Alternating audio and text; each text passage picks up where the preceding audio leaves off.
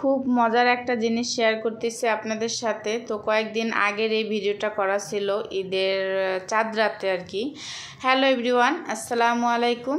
আশা করি যে যেখান থেকে আমার ভিডিওটি দেখছেন কাছে এবং দূরে সবাই ভালো আছেন এবং সুস্থ আছেন। তো আপনাদের দোয়া ভালোবাসায় আমিও ভালো আছি। তো এটা হচ্ছে চাঁদ রাতে আর কি, রাতের বেলা কিছু টুকিটাকি বাজার নিয়ে আসছিল, আগেই করা হয়েছে, তো বাকি যা ছিল ওইটা নিয়ে আসছে। তো এখানে যা যা নিয়ে আসছিল ওইগুলো আমি বের করে নিতেছি। এখানে খুব মজার একটা সেমাই ছিল, মাশাআল্লাহ। সেমাইটা আমি যখন ঈদের দিন সকালে রান্না করছি খুবই মজা লাগছে। আর সেমাই আরও ছিল ঘরে, এই জন্য আর কি বাকি বেশি করে আর কি আনতে মানা করেছি, যে অল্প এক প্যাকেট আনলেই হবে। তো এখানে হচ্ছে গিয়ে লিকুইড দুধ নিয়ে আসছিল, মিল্কভিটার দুধ, আর হচ্ছে গিয়ে 2 কেজি পোলাওর চাল, আর হচ্ছে টক দই, তারপর হচ্ছে বিরিয়ানির মশলা, চিনি, তারপরে মেস শেষ হয়ে গেছিলো, মেস নিয়ে আসছে। আর এখানে ছিল খুব মজার একটা সেমাই। কে কে খেয়েছেন এই সেমাইটা অবশ্যই কমেন্ট করে জানাবেন, আর যদি না খান তাহলে অবশ্যই একবার খেয়ে দেখবেন। আমার কাছে তো খুবই ভালো লাগছে। আর এখানে হচ্ছে গিয়ে 2টা পাকিস্তানি একটু বড় সাইজেরই 2টা মুরগি নিয়ে আসছিল রোস্ট করার জন্য। আর এই যে সেই সেমাইটা। তো এটা ছিল আর কি চাঁদ রাতের আর এটা ছিল গতকালকের ভিডিও। তো সব টুকিটাকি অল্প অল্প করে ভিডিও করা হয়েছে, এটা মিলিয়ে আমি আপনাদের সাথে শেয়ার করতেছি। তো সকালে নাস্তা করে হচ্ছে গিয়ে সবাই মিলে দুপুরে রান্না করতে চলে গেছিলাম।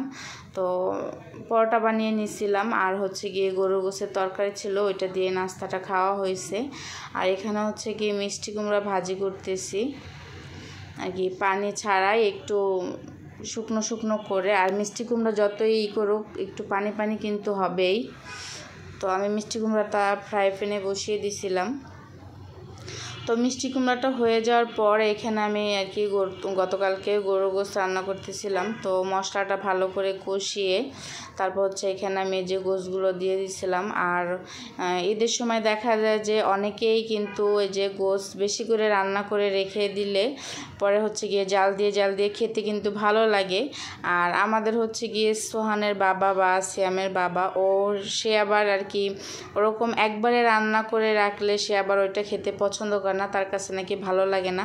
কিন্তু আমার কাছে ওইভাবে ভালো লাগে, যে একবার রান্না করে জাল দিয়ে খেলে কিন্তু গরু গোশতটা বা বিশেষ করে কোরবানির গোশতটা ভালো লাগে।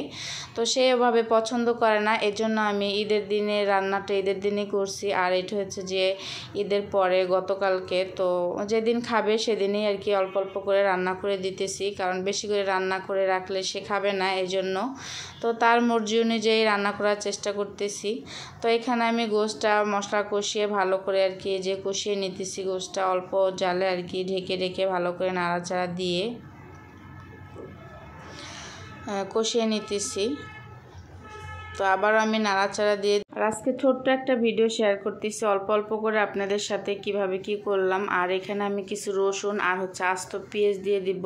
তো আমার কাছে ইদানিং রসুন আর এরকম আস্ত পেঁয়াজ দিলে খুবই ভালো লাগে ভাতের সাথে ডলে খেতে, আর ওরাও খুবই আস্ত রসুন আর পেঁয়াজ দিয়ে কে কে গোশত রান্না করেন অবশ্যই কিন্তু কমেন্টে জানাবেন।